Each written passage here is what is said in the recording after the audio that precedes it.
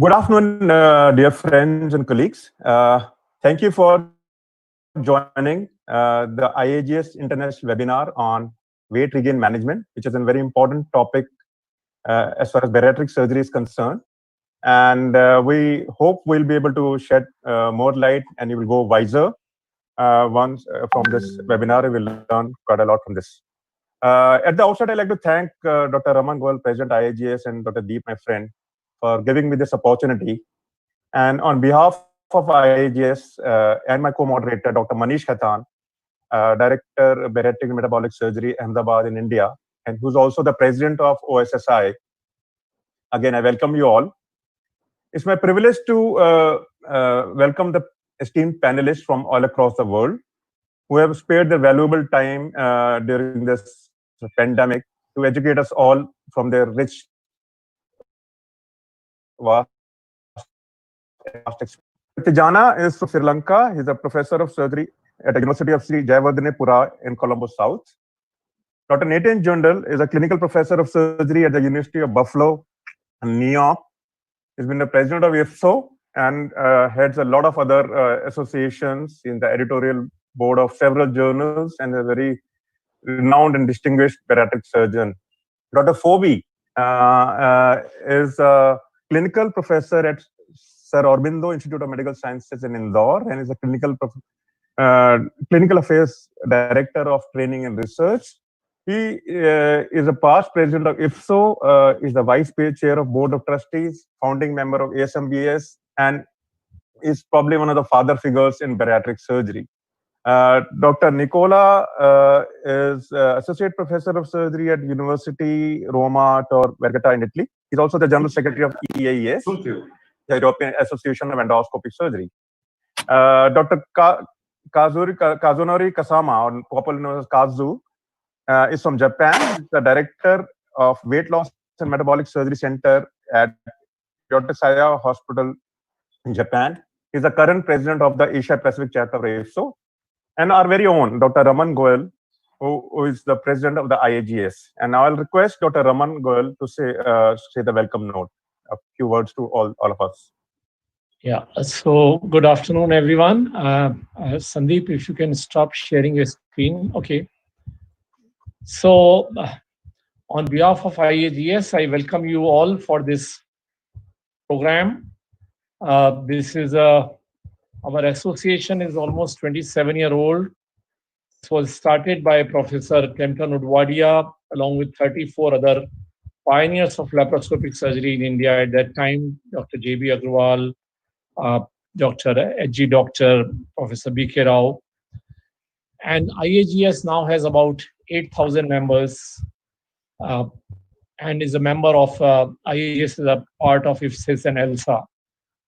We have collaborating agreements with the association from Bangladesh and Maldives, and we are looking forward to agreements with Sri Lanka and Pakistan soon. IAGES is an academic body, and we have been publishing JMAS, Journal of Minimal Access Surgery, which is a peer-reviewed journal published quarterly by Walter Kluwer, and is the main academic activity of IAGES. We also publish books for our members, and I had the privilege of being a co-editor of Comprehensive Laparoscopic C4 edition recently, and these books are provided to our members free of cost. So the members, it's a benefit to the members. Published and Professor Subhash Khanna, who is also part of the program today, is also publishing recent advances in minimal access surgery, and this is the second issue which he brought out, and he's already busy with the third issue now. IAGES, besides these publications, also have a fellowship program. These are basically recertification programs. In essential laparoscopic surgery, these are called FIAGES. In advanced minimal access surgeries, they are separate programs for hernia, bariatric, upper GI, colorectal, oncology, robotics, and hepatobiliary. And then we are also very strong in endoscopy for surgeons. So we have essential endoscopic programs which are called EFIAGES, and we have advanced endoscopy program which are called FAGI.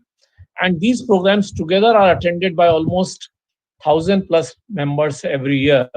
And this is the picture of the last convocation, which was held in Guwahati recently, where over 1,000 members are participating, and then they come and they collect their diplomas during this ceremony.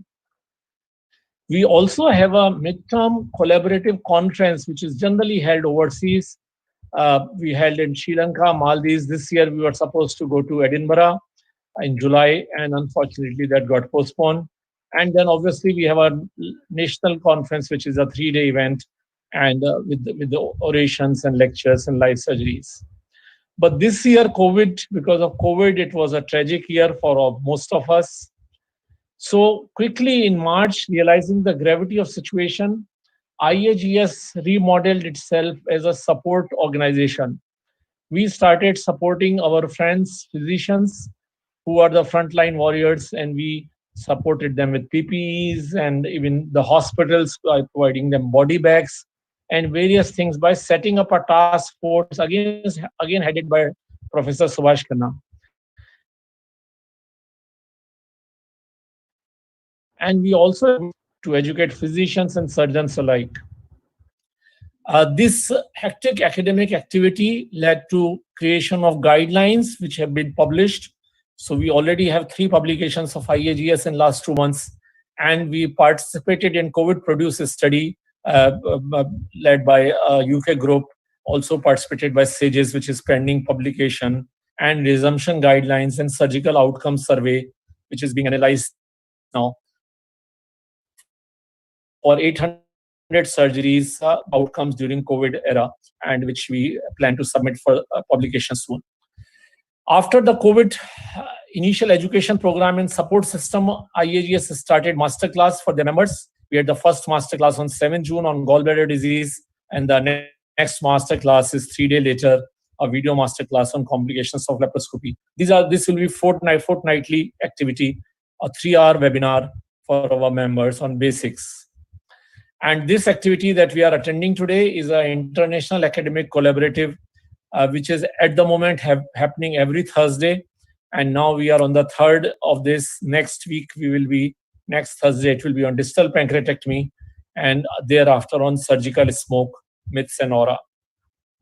And we welcome you all to the World Congress, which is coming first time to India in 2024 in Kolkata. And we thank IFSIS for granting this opportunity to IAGES, and we all look forward to your presence. So thank you so much, Sandeep and Manish, for letting me share this, and please go ahead with your academic. Thank you so much. Right. So, so can you see my screen? Yeah. Yes. Yeah. 1 second. Yeah. So coming back to the business of weight regain, I outlined our discussion on various important aspects of weight regain, starting from definition and incidence, which is an important aspect, then to the causes, evaluation, the non-surgical management. Of course, the most important part is surgical management, where we're going to spend a considerable amount of time, preventive strategies, and future directions. And just to give a brief background to the webinar, at the outset, weight regain has been given less importance than the inadequate weight loss. In fact, some of the publications have not clearly mentioned whether they are talking about inadequate weight loss or weight regain, and that has led to the confusion in the results and the outcomes. So let me start with what is inadequate weight loss, which is less than 50% excess weight loss at 12 months going by the Reynolds criteria, and weight regain, which is actually a mid to long-term complication as a result of various reasons. And the mechanisms and the causes of both these entities are a bit different, and hence the management also differs. And why is this weight regain issue important? Because a significant weight regain can lead to recurrence or progression of comorbidities with a decline in health-related quality of life. It has direct or indirect health costs related to weight regain. The subject gets devastated psychologically because they think they have given up their last option to lose weight has been lost, which leads to frustration, anger, and depression. And the problem with the literature is the prevalent incidence of weight regain varies from a very small figure to a very huge figure. This is because of various reasons which we are going to discuss. And so let me start with Dr. Nathan then. About the most important aspect of weight regain is to how do we define weight regain? And Dr. Nathan, can you take that question, please? Yeah, you see, that's where, good morning, everybody, or good afternoon, evening, wherever you are now. Thank you for the invitation and to see all these friends that I haven't seen for more than 5 months now. I hope everybody is holding up well and doing well. So this is the more difficult question because we don't have a clue. You will find in the literature many different definitions of weight regain, and then you will find the measurement of those ones are also very relative. So I'm sure you review the literature and you're going to find out that everybody has a different definition. Exactly. I see 2 or 3 that we use. The increase in BMI from nadir, the increase of more than 20-25% of excessive weight loss. So there are many ways to measurement, but this is the other problem. When? So 15 years, for example, if you say 15 years later, it's a weight regain or is part of the process natural of the disease. So things like that we haven't defined very well. And that's one of the biggest problems we have. So let me put it this way. What is your definition? When do you say in your clinical practice a patient has a significant weight regain? Yeah, we move everything now to total body weight loss. So in the past, we used an increase of more than 20-25% of excessive weight loss from nadir. But now we use that increase that you see here in number 1. That is an increase of more than 10 kilograms for nadir for the total body weight loss. And that's what we use it now. Yeah, I think everybody's moving to that. I think Mal will agree with me that everybody's moving to total body weight loss that give us a better definition. I think that's probably the most popular, and you're right about it. Dr. Phoebe, do you have a different take on that?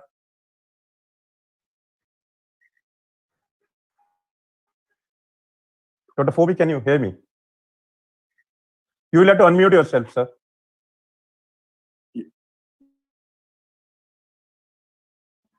There we go. I'm on. Thank you. So, in the past, we used to use the percentage excess weight loss less than 50, but now everybody's moved to the total percentage weight loss as stated by Nathan, and that's what we're going to keep using. Right. So in one of these recent publications clearly showed that there's a large variation in reporting of weight regain results, and that was because of the small size samples, wrong determination of the nadir weight. In fact, one of the interesting findings from this study was to find the lowest weight. It's better to ask the patient rather than go through their medical records, because medical record may not have recorded the lowest weight. And percentage of maximum weight loss as a percentage would be a more useful measure. But as you said, more than 10 kg from the nadir is the most commonly reported. So Dr. Phoebe, again, coming back to you, what in your opinion is the incidence of weight regain after gastric bypass and sleeve? It varies. We generally say 25 to 35% in gastric bypass, and anywhere from 25 to 50% in sleeves. But the weight regain is a time-dependent function. Right.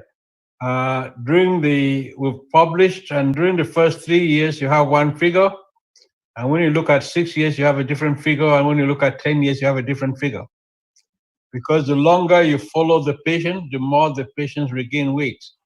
Weight regain is part of the natural history of all metabolic surgeries, except probably the most malabsorptive procedures, which seem to maintain weight because of the severe malabsorption.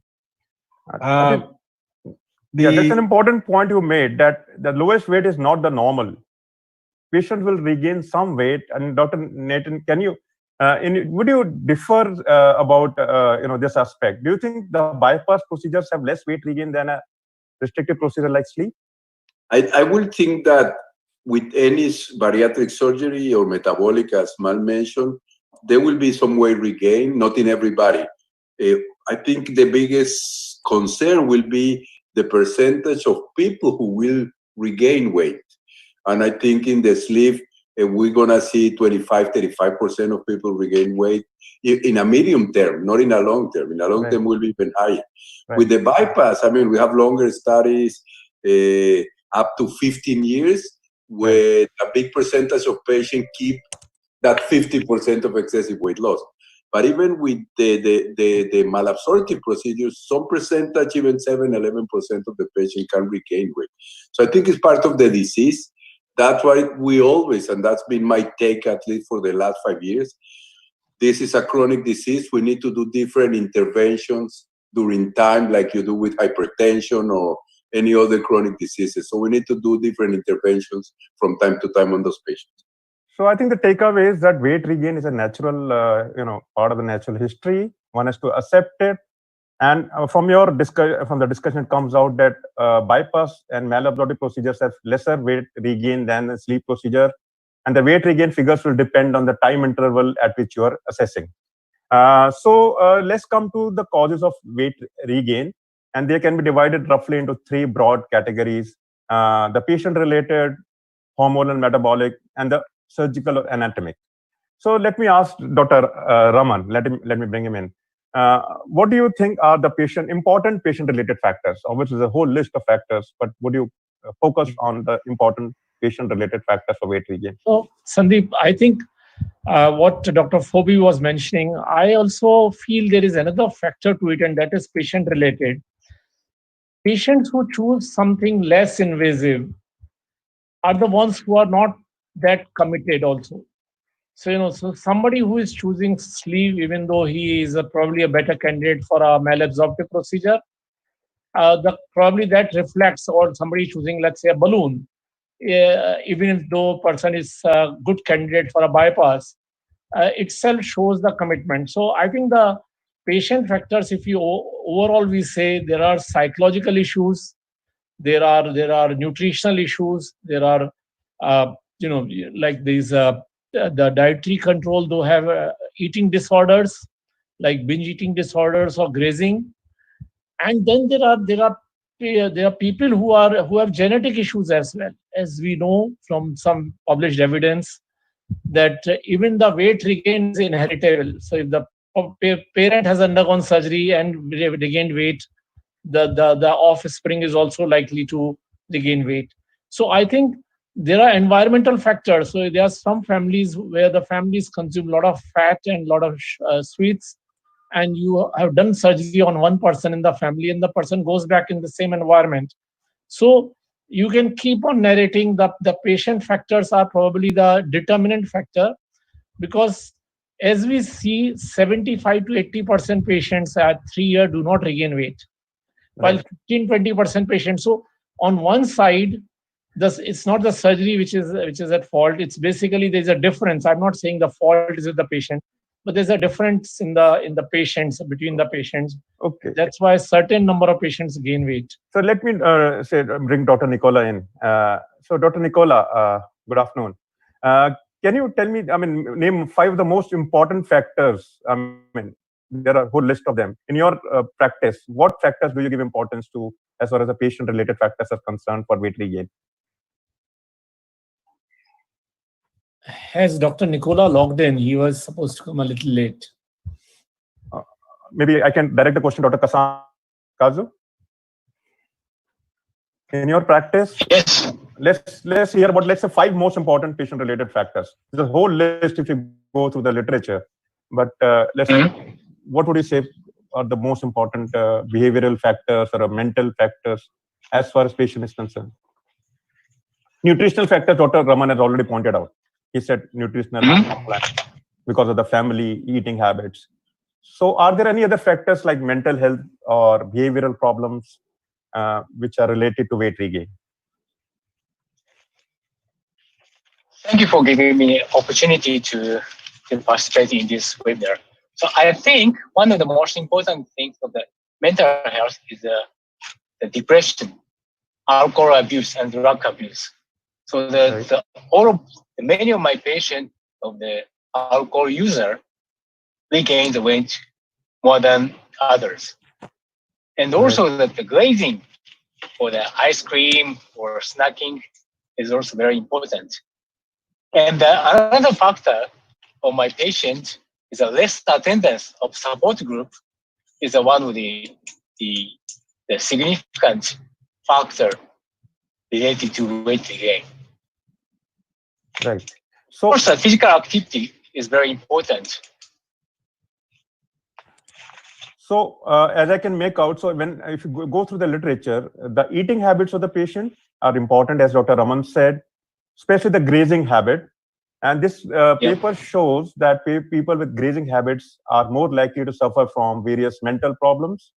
As you said, they withdraw from follow-up visits. So lesser the number of follow-up visits, the more the chance of weight regain.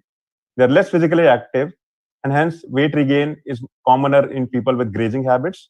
And again, the similar issues are with the alcohol and drug abuse. And one of the important studies which showed that weight regain increases proportionate number of psychiatric or psychological issues, as you said, and we need to lay importance in that. And this is again, all this becomes important as far as the patient is concerned. How much importance would you give to patients' maintenance of a weekly weighing of weight and keeping a food diary? Dr. Tijana, can you answer that? Can you take that question? Sorry, Dr. Tijana, can you hear me? Yes, can you repeat the question once again? How much important is the issue of keeping your weekly weight record as well as the food record? Do you think that's important as far as weight regain is concerned?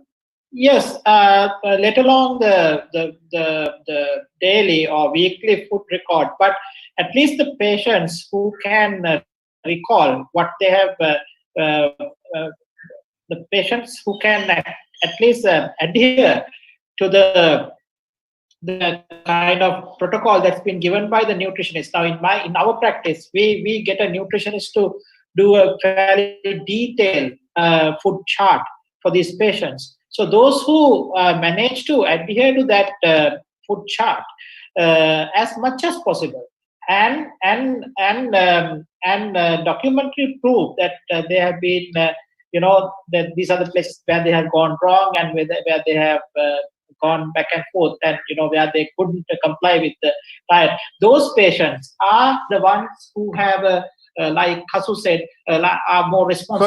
So in nutshell, patient discipline is important. Absolutely. Eating habits is important. And the number of follow-up visits, I think, is patients who follow more are probably better maintain their discipline. Absolutely. Let me come to the next question. Again, with Dr. Kasama, you can take that.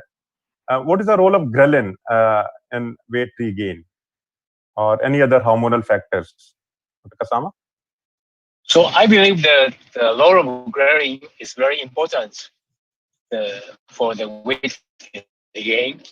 And many of my patients who gain weight claim that they have appetite back. And that kind of patient has the increase of ghrelin compared to the nadir situation. So that the lower of ghrelin back is one of the important factor of regain weight. Right. So this is what literature says. This is probably the only study which has looked at ghrelin over the long term. And they've just found that patient with weight regain has a slightly higher value, and they could not, make any definitive conclusions. So it's still a gray area which needs more studies. There have been some studies talking about the role of serotonin, showing that a reactive hypoglycemia makes a patient eat more. And again, other studies like RYGB and ghrelin are showing, some sort of correlation. So I think we need more work on that. And I'll quickly jump on to more, relevant part of the surgical and anatomic factors of gastric bypass. And Dr. Manish, my co-moderator, will take over from here. Yeah, Dr. Phoebe, you have a champion who started gastric bypass in very early days, starting from open to laparoscopic surgery, and then putting a band around, talking about a lot of the stoma dilatation and everything. So do you think, what are the anatomical factors for gastric bypass? Do pouch size matter? Do stoma size is a factor? And what are the precautions that a person should take deciding the surgery primarily? Definitely the pouch size matters. That is why we create a pouch. in all the gastric procedures we perform, we reduce the capacity of the stomach. Whether you do a gastric bypass, a sleeve, a one anastomosis gastric bypass, a BPD or BPDS or SADI, one of the things you do, you reduce the capacity of the pouch, the stomach. By reducing that capacity, you decrease the amount of food the patient needs to take to feel full. And that is one of the mechanisms. And then there are some procedures where you enhance that restrictive function. And in some procedures, you maintain the restrictive function and then add other mechanisms to it. So yes, the pouch is important, but the particular size of the pouch varies with what other combinations of mechanisms you employ. So what is the ideal pouch size, Dr. Phoebe, you recommend during the first surgery? What is the ideal pouch size and what time does it take to increase? And is there any behavioral role of the patient in the decrease of pouch size or a stoma size? In the beginning of the operation, for all the operations we do right now, taking the sleeve, the gastric bypass, and the one anastomosis gastric bypass, the initial restriction is both psychological and the effect of ghrelin. You see, it is only later on, about 6 months to a year later, that the specificity of the size matters. Because in the beginning, patients learn to chew their food and follow the instructions you have given them. So whether you make the pouch big or small in the beginning, the ghrelin effect is the most important effect. Then at about 9 months and 10 months and 12 months, when the patient tries to eat more food, the person with the larger pouch can accommodate more food and then tends to lose less weight or regain weight. So generally what has been done, most people are keeping the pouch size in the gastric bypass at less than 30 cc's. In the sleeve, it is advocated at between 60 and 90 cc's. In the MGB, is somewhere between 90 and 120 cc's. But that's what I get from the literature. Dr. Raman, I think Dr. Nicola has not logged in. Dr. Nathan, if you're there. Yes, I'm here. Yeah, Dr. Nathan, in your practice, do you think row limb length has got some role in maintenance of weight, or on a long term, if you take a longer row limb, this patient tends to maintain weight more? And what is the incidence of gastrogastric fistula, since you told yesterday that 70% of your practice is revisions now? Yeah, two things. First one, I have, for my own experience, and probably I would like to hear from other ones. For me, the pouch size is very important in the first operation, and the stoma size is somehow important. But for weight regain, the pouch size is not that important, but the stoma size is. And there are a couple of papers from Barhama Budaye, Chris Thompson, that if you pay attention to when you regain weight to the anastomosis, is much more important than the pouch size. Also, we published a long time ago, while I was at the Cleveland Clinic with Raul, about the gastrogastric fistulas. And I think gastrogastric fistulas is the first thing you need to exclude when you have weight regain after a gastric bypass, because it's very easy to handle. We do it by surgery. Some people do it by endoscopy, but I think endoscopy is totally a waste of time for that one, for gastrogastric fistula. So you go back and we do remanent gastrectomy. So I think it's the first thing you need to remove when you have either reflux or weight regain. So I pay attention to that a lot. Sometimes it's not that easy. Sometimes it's a very small communication between the remanent and the stomach, but it still is a part of that one. So I think if you come back with pouch dilatation, you will see more reflux.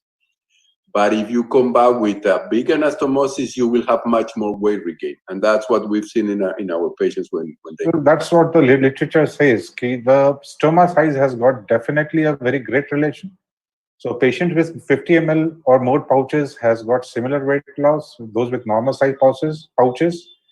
And if the pouch is too huge, as Dr. Phoebe mentioned, going ahead, these patients may lose less weight or may regain more. And stomal dilatation is independently associated with weight residualism. Each 110 mm increase in stomal size is associated with 8% excess weight loss, weight regain. So that I totally agree.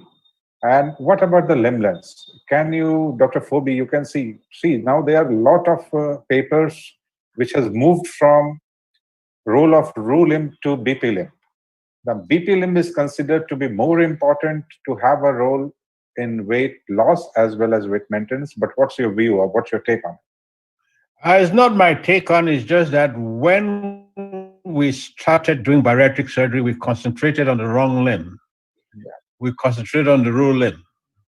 The important limb when it comes to caloric absorption is the biliopancreatic limb. And there's no better demonstration of that comparing gastric bypass done in Brazil or in Belgium with the gastric bypass done in the United States. In the United States, the BP limb is on an average 35 to 50 centimeters long, and then they have a long Roux-Y limb. If you go to Belgium, Dilleman does a BP limb of 100 to 150. And if you go to Latin America with Almino and others, they do a BP limb of 150. And you see the results from the gastric bypass is much better than from the United States. And it's going to be a while before those from the United States get that correct. The second part of the question is, if you see the one anastomosis gastric bypass with 150 to 250 centimeter BP limb bypass with no RU limb, they have equal or better weight loss. Yeah. And then that means that the BP limb is important. Yeah, definitely. So far, definitely. we know that the RU limb affects only the glucose absorption. There's no glucose absorption in the RU limb. And so it's not significant. Yeah, Dr. Nathan, what is the next standardization? The RU limb will be kept at about 75 to 80 centimeters to just decrease reflux. Yeah. Dr. Nathan, in your revisions, when you are doing a revision for a weight gain in a RYGB patients, so what is your take about the limbs? Do you increase, decrease the BP limb now, or it remains the same, you concentrate more on stoma size or gastric fistulas, searching for them and treating them? You see, probably you're gonna discuss this later, but yeah, I think so. We'll have it at the management part. So okay. Can I just interrupt? And yes, and you can take here from here. Sandeep. Thank you, Manish. So let's come to sleeve, which is obviously more commoner operation with weight regain, and look at the anatomical factors. Various factors which have been enumerated are the Bougie size, the distance of stapling from pylorus, sleeve, primary sleeve dilatation, fundal dilatation, and antrum dilatation. This is on our own patient showing a large, for revision, showing a large antrum. So let me ask Dr. Tejana. Let's start from Dr. Raman then. Dr. Raman, how important is Bougie size as far as weight regain is concerned? Yeah, so Sandeep, there are conflicting publications. We have publications, good quality publications, which shows that if the size increases, Bougie size increases, possibility of weight regain increases. And there are good randomized prospective trials which says it doesn't change. So, it's very difficult to come to a conclusion because most of us are using a 38 French Bougie. So let me put it this way. Is it inadequate weight loss? Because primarily when you use a smaller, larger Bougie, you're creating a wider sleeve. So would that lead to inadequate weight loss or weight regain? So I'm basically talking about weight loss. Okay. Weight regain, definitely, if you are using a bigger Bougie, the possibility of weight regain is more because over a longer period, that particular sleeve is going to dilate more. Dr. Tejana, you have a counter opinion, or you agree with Dr. Raman? Yeah, I kind of agree, but I need to add that we have a lot of publications proving that the low diameter Bougies, like something less than 36, will give a better weight loss as well as prevent weight regain. But the issue is that those are the patients, and those studies also prove that they are the people who will develop antral stenosis and the twisting of the sleeve and kind of all the restrictive complications of a sleeveless as well. So I think what size Bougie do you use in your practice? I use 38 Bougie, like so. I feel that weight loss is or the weight regain cannot be considered as the only thing when you do a sleeve gastrectomy, because other difficult problems, including early postoperative feeding, which is very difficult when you do a very narrow Bougie. But less than 36. Okay, so you say that if you use a smaller Bougie, there are problems. So let's come to role of enteral resection. Dr. Kasama, how much of antrum do you leave in your sleeves? Usually 4 centimeters of antrum. Do you think antrum resecting sleeves leads to lesser weight regain in your own practice? In fact, I'm sure all of us have started with leaving a larger amount of antrum than we do now. So in your practice, when you started initially, do you think the weight regain has been more than now with the current practice of leaving a smaller antrum? Actually, I already published a paper in the early phase of sleeve gastrectomy in Japan. Okay. So regarding to the antrum size of 6 centimeters from pelvic ring and 4 centimeters from pelvic ring. Right. At that time, there was no difference between two groups. Okay. But the Bougie size is a significant difference. So that, for my opinion, 6 centimeters or 4 centimeters doesn't matter. So Dr. Raman, do you think you should compare it with 4 centimeters or 2 centimeters? Because antrum resecting means you're excising all the antrum. So do you do antrum resecting sleeves, Dr. Raman? Yeah. So nowadays I'm doing at 3 centimeters. So, this is a spectrum. If you do at 6 centimeters, or like Kazu is doing at 4 centimeters, you come down to 3 centimeters. Because when we are doing at 2 centimeters, we had a lot of post-operative reflux and nausea issues. Let's restrict to weight regain. But the thing is that we stopped doing it because of the reflux issue. So but the publications do show that if you are doing 2 centimeter, resecting pylorus resecting sleeve, then weight regain possibility is less. So I think you're right. So this is one of very important randomized studies which looked at more than 100 patients in each group for 2 years. The group with the 2 centimeters or less of antrum, and a group with a more 6 centimeter antrum, and they found weight regain in only one patient with antrum resecting sleeve, and a weight regain of more than 5 patients in the other group, clearly showing, although this is only 2 years, but clearly showing that weight regain is higher when you have a larger gastric volume left. And there are other number of studies. This study from Dr. Weiner et al. Is often quoted that removal of less than 500 ml gastric volume may result in early weight regain. Only problem with the studies is they did not define what is weight regain, but this is a very historically quoted study in that. So let's come to now. So we have now seen the factors which are important: the Bougie size, the size of the antrum, the sleeve volume. So let's look at now, how do we evaluate a patient with weight regain? What are the important components? And Dr. Nathan, what do you think in your practice? How would you evaluate a patient of weight regain, either post sleeve or a bypass? I think that is a very interesting question. You see, the more patients you see, the more time you spend doing this bariatric and metabolic surgery, the more you learn that every patient who regain weight is going to go through a lot of different evaluation before you decide to take them back. That include, of course, the psychological evaluation, the behavioral evaluation, what happened during that period of time. So the first definition, if we have a patient, it doesn't matter what you find. If you don't have a patient that you think you should do surgery, that's the more important thing. Second, as you mentioned before, that mental health evaluation is that's what I say, psychological. Yeah. And then the most important thing is, if you decide you have a patient, then you look for anatomy.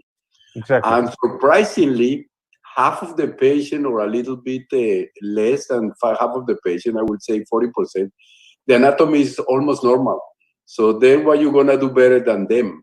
So that's why you need to go back. If I find anatomy normal, I go back to reevaluate again the patient and see what's happening. If you find in the upper GI, in the 3D studies, and in endoscopy that there's something you can do, in the sleeve is relatively much easier. In the bypass, when you have weight regain, I move almost to really either banding some or endoscopic interventions in the stomach more than anything else, because there's a different. So let me ask this before. I mean, let me interrupt you. So, would you do all, the anatomical studies in all the patients right at the outset, or would you wait a while, put them on nutritional management and mental health evaluation before? No. The anatomical studies is when I decide I have a patient that I decide that if I find something that I can help him, I will re-intervene. Right. So it will take a while. See, I don't do that. You know, in the sleeve, I will do it early, because in the sleeve you find some really big dilation of the sleeves or things like that. But in the bypass, I take my time as much as I need it. And then, so one of my partners does endoscopy since the beginning, and I find that it's not a bad thing. But you see, in the US, as Mal will tell you, an endoscopy is $2,000. So I go slow, first decide if the patient needs it, and then I do the studies. Okay, thank you. Dr. Phoebe, would you do a CT volumetry for a post-sleeve weight regain?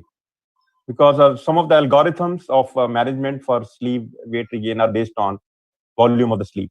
Would you do a CT volumetry? That is a very expensive test to do. Just a pure radiological contrast study is normally adequate to show you. Okay. But if you have the X-ray machine and the radiologist can do it, they can do it at the same time, and it's easily available. Okay. Dr. Kasama, you have a different workup schedule for a weight regain patient? I agree with Dr. Phoebe. I just do upper GI contrast study, and the endoscopy is mandatory. No other things is not so important. Dr. Tijana, you have a different point to say? I agree with Dr. Kasama, but in our practice, we do CT volumetry because unlike Dr. Phobe's area, country, here the CT scans are not that expensive. So so we do a CT volumetry and reconstruction. Because that helps us in explaining things to the patient much better, because the reconstructed images or the 3D images are very useful when we discuss the exact operation with the patient. So for that purpose, I do. So let me summarize it this way, that anatomical studies should be done more often with post-sleeve weight regain, because they have likely issues. And one can go slow with a post-RYGB patient unless you're planning surgery. Maybe you can omit the anatomical studies initially. And a CT volumetry is an expensive investigation in most places and is an optional investigation. So again, I would skip this slide. This is again a study showing that both endoscopy and upper GI contrast studies are complementary for evaluation of weight regain after bariatric surgery. And we have heard the experts on that. Now coming to the management part, and very quickly, I think we can just quickly discuss the behavioral management. Dr. Raman, what would you say would be the key intervention points in behavior of a patient with weight regain? I think this will depend on the details on the assessment. So a detailed dietary and behavioral assessment of the patient is required to understand what went wrong. Okay. And once we are able to identify what went wrong, and most of the time patients themselves know what went wrong. They may not speak out initially, but a little probing and they spill it out. So if once we know that, then the behavioral intervention can be focused on psychological counseling, on nutritional counseling, on portion control eating, and various other works to make sure that the person understands that even if we plan a second surgery, the person will have to change his behavior. And this is, as your slide shows, identifying factor is what is more important, and giving them confidence that weight regain is not the end of the story. As Dr. Phoebe always says, that this is a progressive disease. So if in case you plan for a second surgery, behavioral changes at this time will help improve outcomes of a second surgery. Correct. So I think this is, you said it absolutely on the dot. And self-monitoring, additional point I sort of saw from most of the studies was self-monitoring is a very important behavioral habit which helps patient to maintain their weight. Self-weighing of weekly weighing and also maintaining a diary of Sandeep, food. can I just say this? This diary is considered a very important contributor. But I tell you, patients, if we ask them to keep a diary for 3 days, the person who has regained weight, he or she hides the diary, doesn't even allow the family members to bring the diary to you. Yeah. So it's an efficient tool, but how efficiently it works ultimately is questionable. So yes, you're right, absolutely. But actually, if we have dedicated professionals who can look after this aspect rather than the surgeon, some of the papers have shown some amount of weight loss if you have the right sort of Absolutely. behavioral intervention, and some of these studies have shown that, and that can be done through online platforms as well. So, what about the pharmacological treatment, Dr. Tijana? I can start with that. How effective is drug treatment, and do you prescribe drugs or medical treatment for weight regain patients? I personally do not, but our nutritionists and the endocrinologists do. And the drug which is used in our practice is exclusively Orlistat.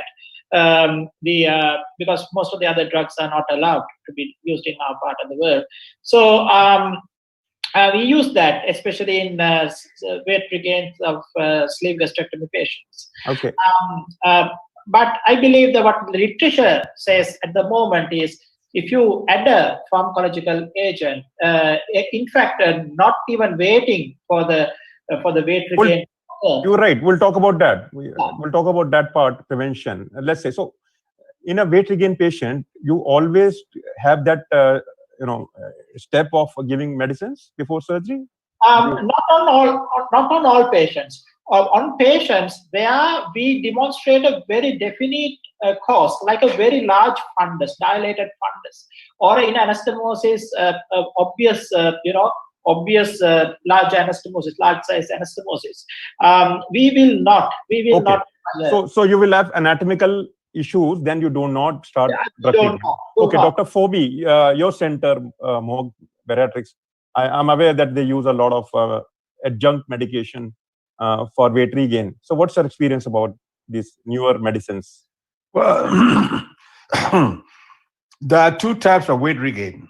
Yeah. The patient who has lost 75 to 80% of the excess weight regains weight and has lost only 58 or 60 is not happy. But that is definitely not a patient to consider for surgery, because by all standards, the patient has good weight loss. So we try to treat that patient more conservatively with nutritional counseling and using anorexic agents like phentermine, leucoserin, and lorgratrut in some cases. We've gotten some results, but just remember, the problem with these medications is they are only as good as long as you're taking them, because the minute the patient stops taking them, they can regain the weight.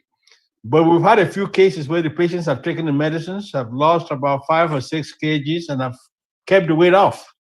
So I will not put patients on medications who've come out being very poor responders. That means if a patient had lost a BMI down to from 70 down to less than 40, giving that patient a medicine is a waste of time. So I agree with that. What you're saying is that drugs are as good as they're given. So what's your experience with liraglutide, which has a lot of buzz about this injections? We have semaglutide, which is once weekly. So you think it's a promising medication? As an adjunct to the endoscopic sleeve gastrectomy patients, and when we did a study, they enhanced the weight loss some. But again, we're looking at 6 to 9 months, so I would not give you any conclusive answers as to how good they are.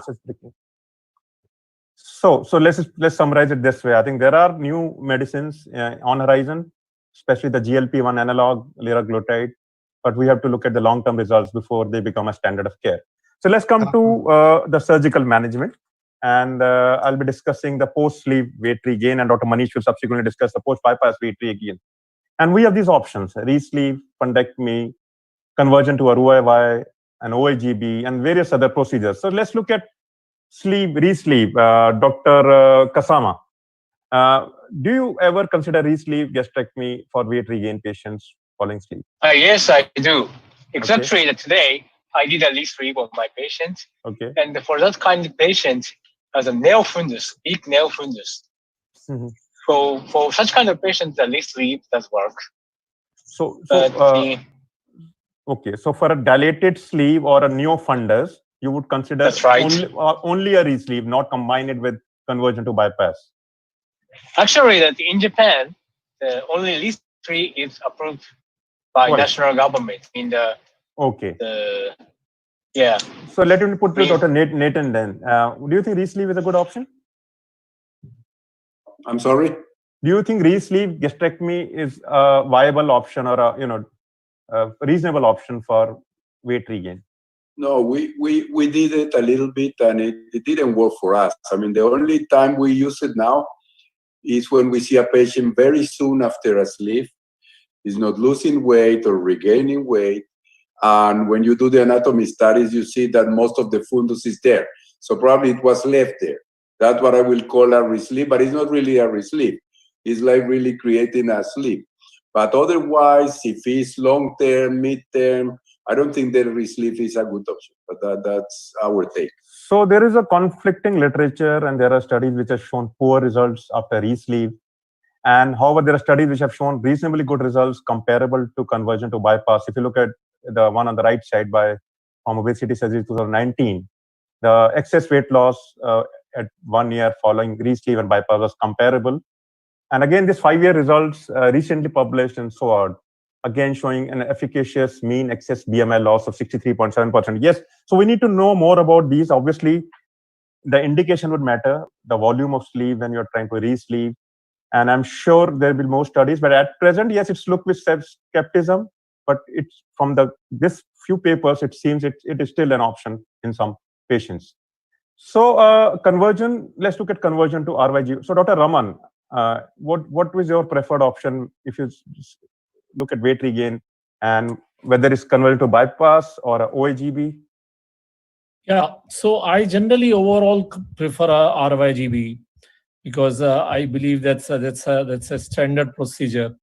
And but overall, whether you do a RYGB or a re-sleeve, the overall weight loss is not that great, and that is a challenge. So very recently, we have started doing more of OAGBs as a revisional procedure, so that these patients, because patients in India are paying from their pockets, so they cannot come for a third surgery if the second surgery doesn't work. So that means OAGB is superior in your experience to RYGB. That's why you're definitely for weight loss in a revisional situation, we have found a better results. Okay, so Dr. Phoebe, would you ban that conversion, RYGB or OAGB, or what's your preference? And not by preference, but what we have documented. We have done studies converting the sleeve to RYGB, and we've converted the sleeve to OAGB. They all have initial excellent weight loss, but beyond 3 years, they all start regaining weight.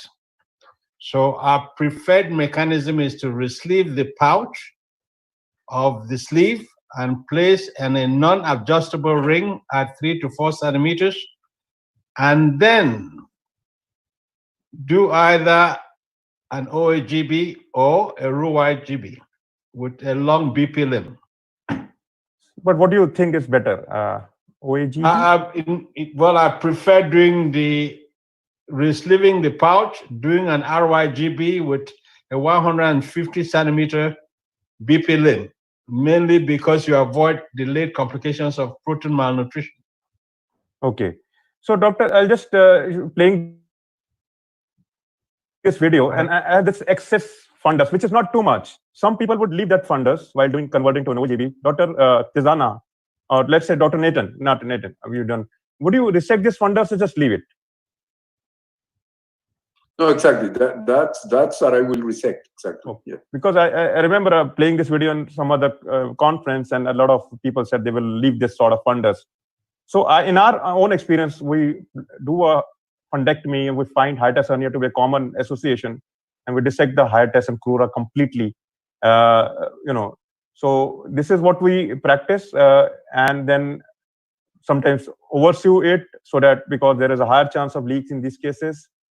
and then we could create a long sort of MGB pouch, create 200 centimeters BP limb, although there are studies saying 150 centimeters good enough, but we are pretty happy with 200 centimeters, and do a single layer GJ closer after doing a 6 centimeter GJ. How often do you find hiatus in your experience, Dr. Kasama? And during sleeve revisions, even during re-sleeves, do you repair the hiatuses? Yes, this patient have some symptom of GARD. Okay. And the patient want to have re-sleeve. I always close the defect. So the hiatus. Yeah, so the same again. So in our own experience, limited experience though, not as large as compared to Dr. Nate and Phoebe, we have found hiatus to be almost in 50% of cases of sleeve revision for various reasons. And we always dissect the hiatus. And I think in revision surgery for sleeve, the hiatus should be clearly dissected. I think in our opinion, whether symptoms are there or not, because if they're not there, they will occur. So I'll leave this. One sec, this is... So just some literature showing OAGB to be superior than gastric bypass for sleeve revisions. Again, clearly showing this study at 5 years, showing clearly a superior weight loss of more than 76.8% following an OAGB versus R/GB. And we have stopped doing R/GB as a revision procedure for weight regain, unless if the primary problem is a reflux. So I would now, hand over to Dr. Manish for discussion of interventions after gastric bypass. Yeah, so it has got a restrictive nature and a malabsorptive nature. Anything can fail. The primary surgery depends. So we'll start with you, Dr. Phoebe. You are a champion about the gastric band and you have been speaking about it. So what are your results about salvage gastric banding, or you want to pouch resize with or without banding, or you'll always like to put a band? No, I would not recommend putting an adjustable band. We did put adjustable band and we learned from it. What we learned was that placing a band enhancing the restriction would cause weight loss. But using an adjustable band came with a lot of complications because the band was placed tightly across the pouch, a pouch which was a revision, and so the erosion rate, the migration rate was high. So from that, what we learned was to go back in and re-sleeve the pouch of this gastric bypass and put a non-adjustable ring loose. That makes it effective. Okay. But I'll tell you, patients who fail, or who, I'm sorry I used that word, I never use it. Patients who are poor responders need more than the regular BP limb. So categorically, when we re-sleeve the pouch and put a ring, we also create a biliopancreatic limb that is 150 centimeters long. And when we do that, we have to measure the common limb to make sure it's at least 300 centimeters long to avoid the complications of protein, caloric malnutrition, and diarrhea. There, the second question comes to you, Dr. Phoebe, again. Suppose you bypass 150 centimeters of BP limb and still you find a common channel of 5 meters because the length of the intestine varies. There is a total length of 10 meters. So still you'll have a BP limb of 150 centimeters, or like to increase the BP limb to more than that? No, we feel that we're enhancing two mechanisms.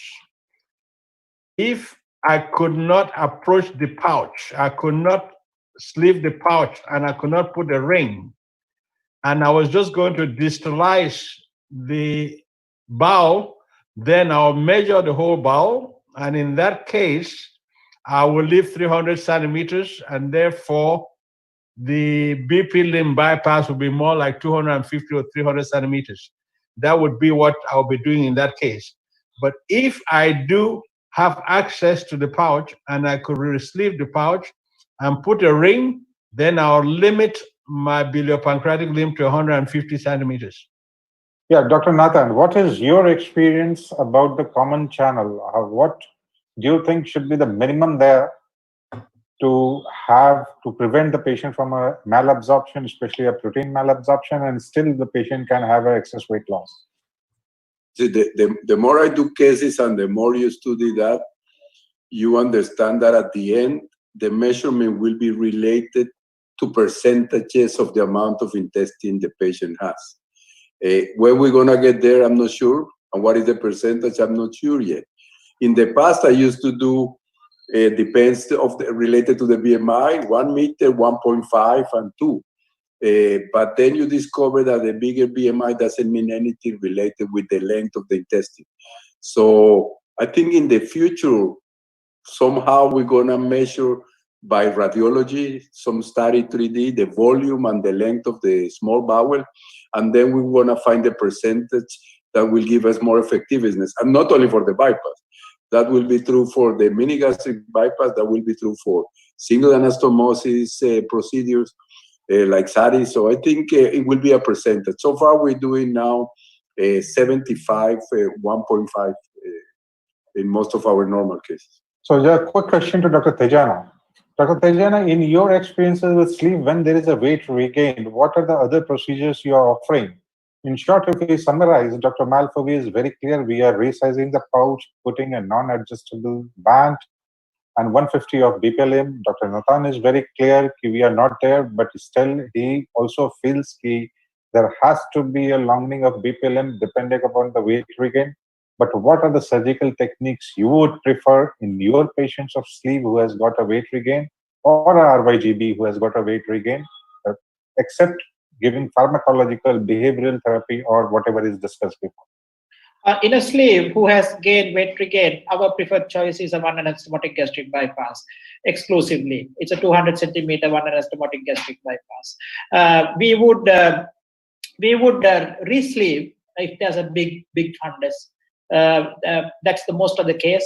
I would always re-sleeve and do a OAGB. So it's a combination of So making a fast conclusion, okay, we reduce the pouch, we put a band, we distalize by increasing the I don't ban. Sorry. I agree. And I'm just summarizing it. And one option is MGB. And once you do MGB, you don't put a band and you take a long BP limb without a roll in. So pouch resizing outcomes are there. We have got a 24-month patient has regained enough weight to render their total weight loss.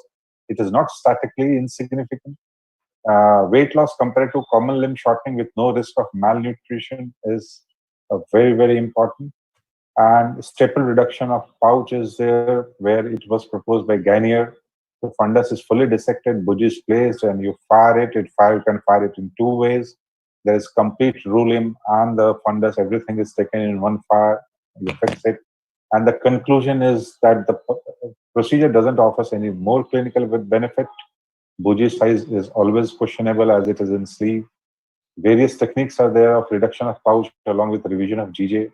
But better outcomes with consistent Bougie size, and in patients pouch are useful in gastro. If there is a gastrogastric fistula, we all know removing and resizing the pouch gives you very good results. So these are again some papers which is there. And I also personally feel increasing the people limb to a certain percentage, which keeping the common channel to 300 to 350 gives you a very good weight loss in post-surgical patients, weight regain patients. And this is the number which is there with pouch resizing. Their number was 10. Pouch banding, adjustable, pouch resizing with pouch banding, shortening of the common limb, then balloon dilatation. If there's a stricture, band removal, we have to remove the band where we put the band. The number is 5. Pouch resizing and band, again, we have to remove some band. Shortening of the common channel, we have to reverse because of the protein energy malnutrition. This is again a paper in obesity. So at 1 year, excess weight loss range from 63% to 81%. Pouch, if you band it, there's a higher risk of reoperation. But as Dr. Fobi said, that was an adjustable band. A non-adjustable band is better accepted by the patient, and there is less chances of reoperation. There are enough paper on it. And if you do a bypass, the risk of malnutrition may be there, and there are chances that you may have to reverse again the patient to have a better quality of life. I just have one question from well said, Manisha. One, Dr. Phoebe, when you put a non-adjustable band, what is the size to which you tighten it to? The non-adjustable band, if you do a revision procedure, you put anywhere from 7.5 to 8.5. I think that's an important point, because in this study from Dr. Prage's group from Austria, they showed that if you put it to 6.5, the chances of band complications and dysphagia are more. So I think what Dr. Phoebe is right, that you should be very loosely placed band. Is that right? Loosely placed and fixed properly. Yeah, and one question for Dr. Nathan. Dr. Nathan, you see this diagram where there's a re-lengthening of the BP limb in one operation, and the lengthening of the elementary limb, and the common limb is about whatever length you decide to do. So, which one do you think is a preferable operation? None.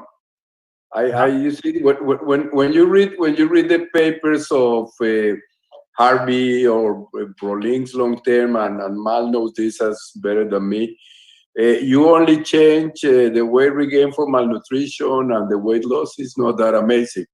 So I think I removed myself long time ago to distal the bypass to increase the length, unless in the original technique people measure 1 meter or 1.5 and it was maybe 50 centimeters. So I don't do this. I think for the sleeve we move very easy. For the bypass, and again, I try to do endoscopy reduction of the outlets, and we get the same results than doing big operations. So I don't do anything different than that. Things like that, exactly, we do that. We get 6 to 8% of weight loss, and we get also total stopping of the weight regain. But this is gonna last 1.5 years, 1 year, maybe 2 years, but you can keep doing it if it wasn't for the cost. I think if we reduce the cost of suturing this outlet, that's what we'll be doing for them, plus medication, plus behavioral intervention. For the sleeve on the other side, we move a lot. I start to move to the world of SATIs because of the sleeve non-weight loss cases. Nothing else works for them. So, but in the bypass, I will go to endoscopy for sure. I think I will just ask a quick question from Dr. Phoebe. The time is moving fast. You do a lot of this oral endoscopies and pouch reduction as well as there in Indore. What is your shortcome, and if there is any long-term results? Again, what Nathan says is true. We do see reduction in the BMI by doing endoscopic revision. I think 1/4 of our cases are revision cases. But again, the duration so far is 15 months to 25 months, about 2 years. And I think that might be the trend in the future, particularly with gastric bypass, because what is limiting it right now is the cost of the equipment and the cost of the sutures. Not only that, what I would be asking is the long-term results, because you have to keep on doing it, as this study shows. Yeah. Yes, that's the question I'm trying to answer. We're going to have to keep doing it every 2 years. Yeah. If the equipment is cheap and it's less invasive, you bring a patient in the morning, and in 45 minutes you placate them and then send them home, and they keep the weight for 2 years, and they can come back 2 years later. That's the way medicine is practiced. We treat high blood pressure that way. We treat diabetes that way. We treat all medical problems that way. Patients come back for routine follow-up, and you have minimal complications. If you think about the possible complications when you do a laparoscopic revision of that same pouch, and you sleeve it like I do, and you put a ring on it, and you distalize it, by the time I do 100 of those cases, I'm going to have more complications than just doing endoscopic plication. So I see endoscopic procedures becoming very important in the revision of gastric bypass that is due to dilation of the stoma. So in a nutshell, if there is a gastric bypass where the stomal dilatation is the reason, endoscopy is always a preferred option. And if the stomal dilatation is not there, then you may go inside and do something with your limb with minimum common channel to 350 centimeters. Yes, definitely. If the anatomy is intact, then you have to go in and add a malabsorptive component, And if hypoabsorptive component, and put a and ring. if there is a stoma dilatation, as Nathan and Dr. Phoebe both have agreed, I also do agree to that. You just tighten it, keep on tightening it, do a behavioral therapy, do a pharmacotherapy, do follow up your patients, make them understand this is the reason you are gaining weight and hope you succeed sometime. If the cost is not a factor. Sandeep, you can take it. Yeah, so that's well said. I think so. We have to be a little less aggressive following gastric bypass regain because the problem of malnutrition with distal bypass is really serious. So let's talk about some of the preventive strategies and some of the future perspectives. So I'll just like all of our panelists to say a point each about both these aspects. So let's start from Dr. Tijana. Dr. Tijana, what would be preventive strategy? Important preventive strategies for preventing weight regain, and what do you think is the future? So, I think the most important prevention of weight regain will not be kind of a 100% possibility. That's all right. One point to prevent significant weight regain. Yeah, a significant weight regain would be adhering, kind of trying to find a balance. Especially in the restrictive procedures of the exact Bougie or the adequately narrow Bougie size. So you think it's a well-done surgery, a well-done restrictive component is important in sleep? Absolutely important. And what do you think is the future of any weight regain management or anything? One point, if you could say, out of. In the future perspective, I think if we can come to a consensus as to what exactly is this, especially in the restrictive procedures, what's the without compromising the safety, what is the smallest Bougie size that we can go down to, right. Or the bypasses, what are the exact limbs of bypasses? So we need to basically standardize the limb length for a gastric bypass. Well said, I think. And Dr. Raman, what would be, in your opinion, one of the best preventive strategy among all the list? Dr. Raman, your voice is not heard, Dr. Raman. You can unmute. Yeah. So, Sandeep, I think 2 points. One is before primary surgery, identifying high-risk patients and preparing them for post-operative lifestyle changes would reduce the incidence of weight regain. And second thing is strength training has not been discussed today. That's a very important component of weight maintenance. So exercise may not play a big role in weight loss, but is an important component in weight maintenance. So I think these are 2 important points. What do you think? Any future perspective or any future you want to see?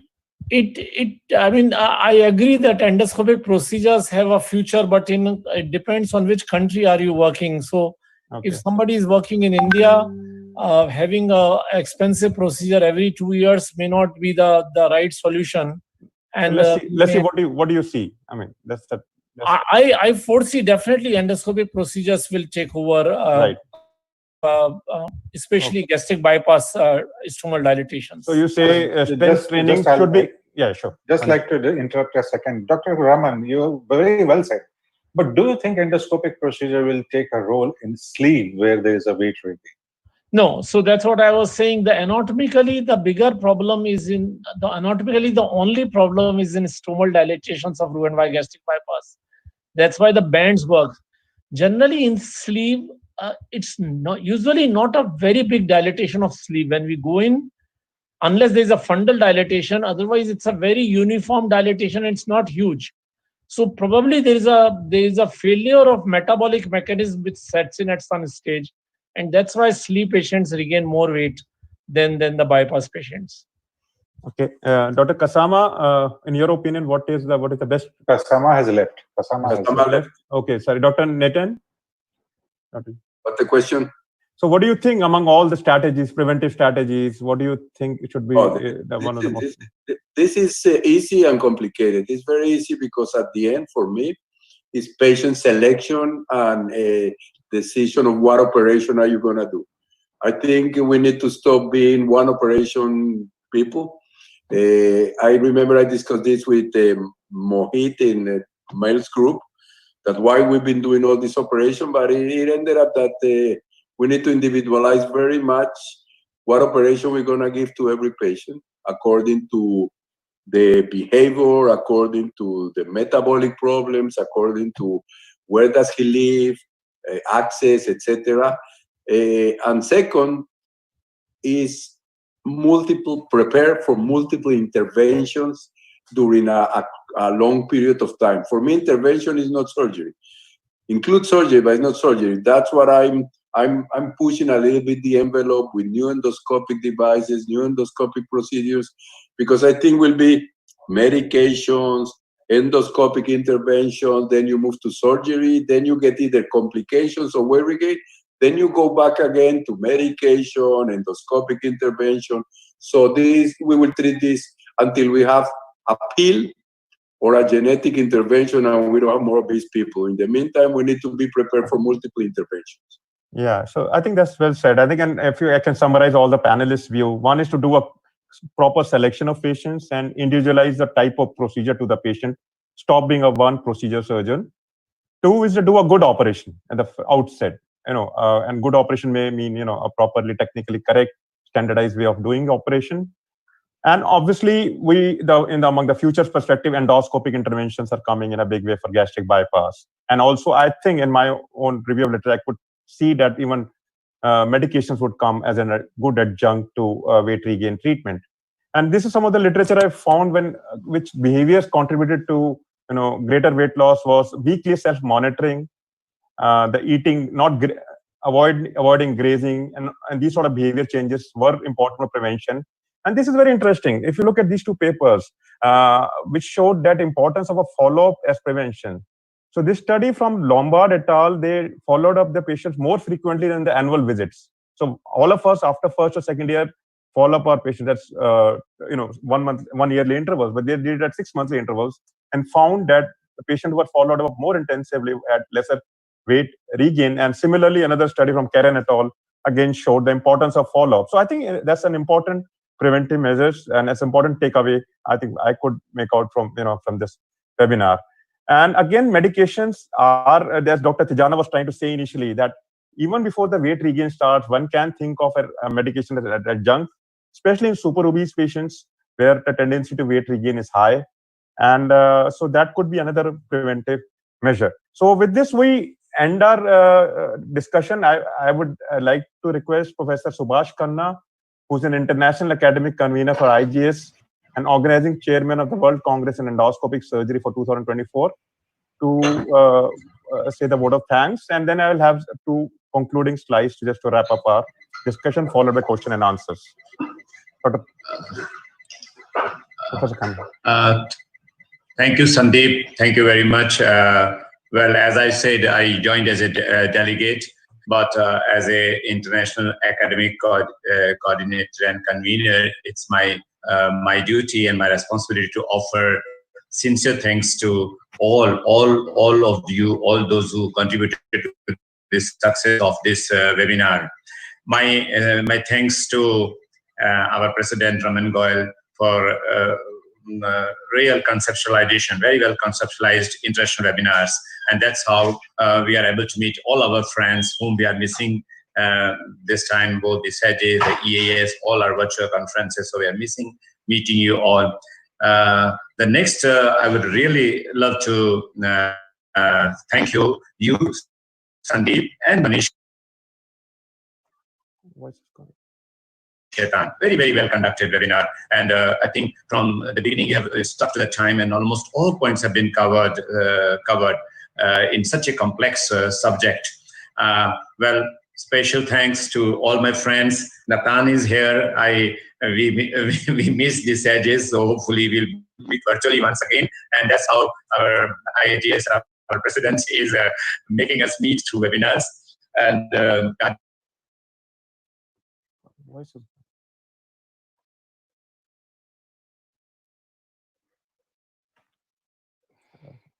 Dukasama, you're here, so nice, and I loved your comments. And well, they won't be for a longer time now onwards. We'll be meeting more frequently. And the Tadana, very much for joining, and thanks to all others who really made this subject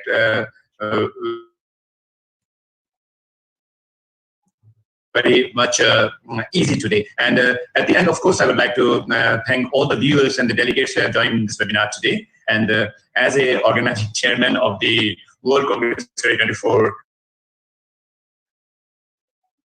I would really love to have all the overseas faculty here who have been with us for all the IAGES conferences and also for the World Congress. Thank you. Thank you. Over to Yeah, thank you, Professor Khanna. Thank you for encouraging words, and we appreciate that. Sandeep and Manish Ketan, please. Yeah, thank you, Professor Khanna. Thank you for your words. Just before we take up question and answer, just to I'll just summarize with 2 or 3 slides. This is the flow chart. I think we all agree that they need a proper evaluation for a period, followed by and the decision to operate should be a very, very carefully considered one, very calibrated decision. And considering the complications and the inferior results of surgery. And just to conclude from our webinar, that one of the important points is to define the weight regain. When you're reporting weight regain in your studies, please look at the definitions, define it properly, identify the causes, get the patient evaluated thoroughly by a multidisciplinary team. Again, as I said, stepwise approach, don't rush into surgery. There are some important medications which have come in, and revision surgery should be taken seriously. Just don't jump onto the bandwagon of reoperating. Define the anatomy, define the various other associated issues like hiatal hernia or esophagitis. They are technically challenging with a high rate of complications, more than the primary surgeries. So should be done in good centers with experienced surgeons. So if you are a beginner, please refer it to a good, large volume center. One can get good results if you operate on the right patients, and a thorough counseling about risks and likely benefits that includes a weight loss which is inferior to the first surgery should be a part of counseling. Thank you once again, and I thank on behalf of Dr. Manish. Manish, you want to say something? Yes, just one point. Yeah. Anatomically correct surgery, everybody has been talking in our expert panels. A good anatomically correct surgery, if someone fails that, in all probabilities, he will fail the second surgery. Okay. So I agree with you. A good counseling and the surgery should be considered very, very careful. So I think there are just few questions, where some of them have been answered. There's one question: are there any recommended guidelines to be followed for weight regain management? I think this flow chart sort of shows that you do a proper psychiatric and dietitian consultation, followed by surgical evaluation, followed by anatomical studies, and then go on to management, which is non-surgical, which may include pharmacotherapy. And if you have primarily anatomical factors like a large fundus or a large stoma, then you can go in for surgical or endoscopic intervention. So I think we have answered that. What are the potential risks associated with weight regain in patient after sleeve surgery? Would Dr. Nathan want to answer that? Or Dr. Kasama? Achha, it's gone. Dr. Nathan, would you want to answer? What questions are? What are the potential risks associated with weight regain in patients after sleeve gastrectomy? What are the risks? Yeah, again, weight regain, are there any associated issues in these patients? Associated problems like diabetes coming back, reflux? When we have weight regain after the sleeve, we pay attention to do two things. First one, reflux, and second, anatomical strictures or kinkings, because that will change the decision a lot. Also, if the patient lose weight or regain weight. If the patient never lose weight and it doesn't have reflux, the patient is going to get a single anastomosis duodenal intervention, SARIS. If the patient lose weight and regain, there is reflux, the patient is going to get a bypass. So we decide very well, because the patient, in our experience, that don't have reflux, never lose weight, the bypass is worthless. The bypass doesn't do anything to them.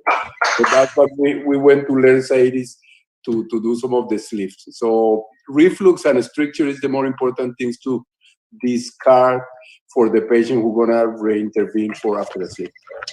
Correct. I hope we have answered the question. Next question is: weight loss is not surgery specific, is largely dependent.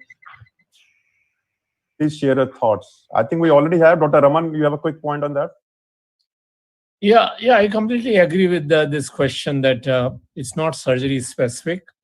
It's how the patient follows the instructions and how the program follows the patient.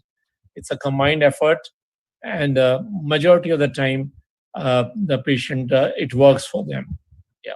And the last question is, what is the impact of anti-obesity medications on weight regain after Roux-en-Y gastric bypass? I think all the panelists do say now that with endoscopic interventions, we can use medication as an adjunct.